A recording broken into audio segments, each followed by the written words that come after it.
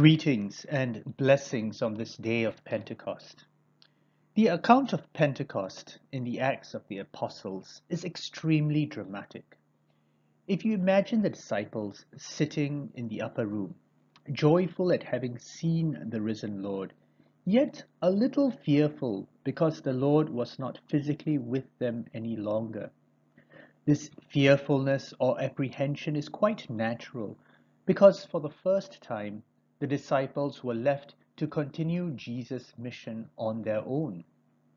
I suppose they were in need of a little boost, a slight push that would move them out of the room to show the spark of joy that they had within. This boost came in the form of the Holy Spirit, who came like a wind and appeared above them like tongues of fire, physical expressions of the internal change that occurred within the disciples. In the light of what we've reflected on this week, I wonder if St. Ignatius' explosive cannonball moment can be compared to the loud noise, the wind, and the tongues of flame that were seen at Pentecost. Conversion happens with the coming of the Holy Spirit, and while this event can be expressed physically in cannonballs or flames, it also occurs within us as well, though it might not appear to be as dramatic as the Pentecost event.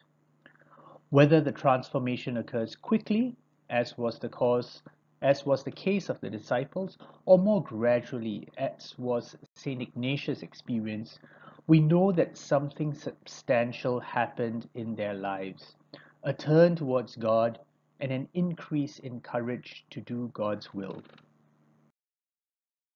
During these past days of prayer and reflection, we've been looking up at the Lord, while also looking inwards at how we're turning towards Him in our own journeys of conversion.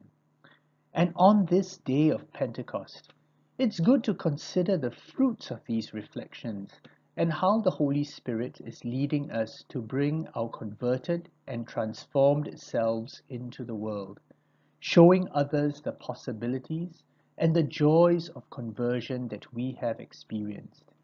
That's the grace of Pentecost, and that's the gift of the Holy Spirit, to be able to move out while looking up at the Lord, continuing on our journeys of conversion while being instruments of the Lord's love always.